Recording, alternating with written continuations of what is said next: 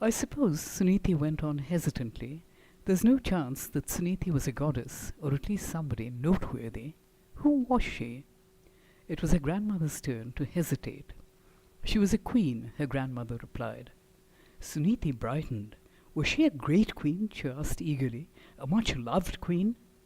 Well, no, her grandmother admitted. She was the unloved queen of a king called Uttanapada, and her son Dhruva was his unloved son. Why were they unloved? Suniti demanded.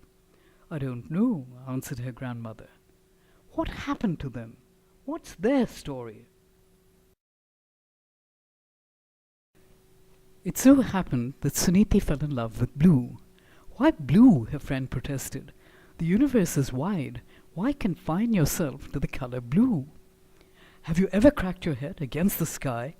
Blue is boundless, Suniti informed her friend. Her friend looked doubtful, but Suniti was unstoppable.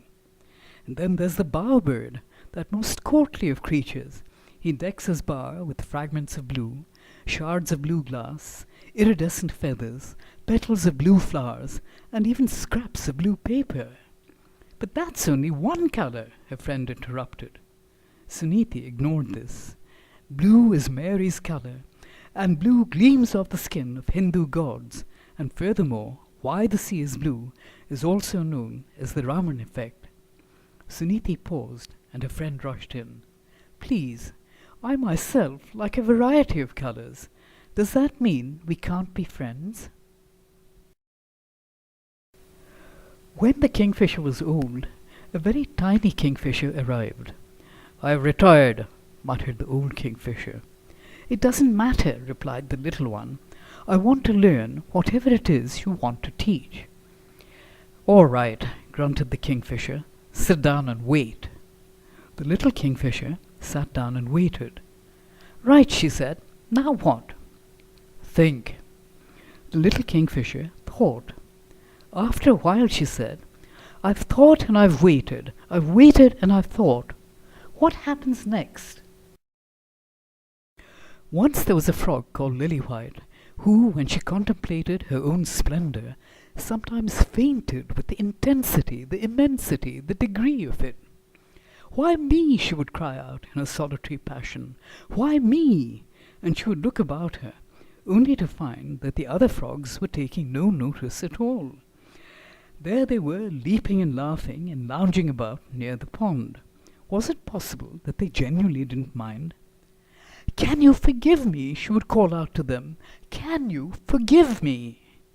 Occasionally, a passing frog would stop to reply, Of course we forgive you. But, Lily-White would begin, I'm so bright and beautiful. Of course you are, the frog would agree, and dive into the pond. Lily-White was baffled. Once there was a child who sprouted wings. They sprang from her shoulder blades, and at first they were vestigial, but they grew rapidly, and in no time at all she had a sizable wingspan. The neighbors were horrified. You must have them cut, they said to her parents. Why? Said her parents. Well, it's obvious, said the neighbors. No, said the parents, and this seemed so final that the neighbors left. But a few weeks later, the neighbors were back. If you won't have them cut, at least have them clipped. Why? Said the parents. Well, at least it shows that you're doing something. No, said the parents, and the neighbors left. Then for the third time, the neighbors appeared. On at least 2 occasions you have sent us away, they informed the parents. But think of that child. What are you doing to the poor little thing? We are teaching her to fly, said the parents quietly.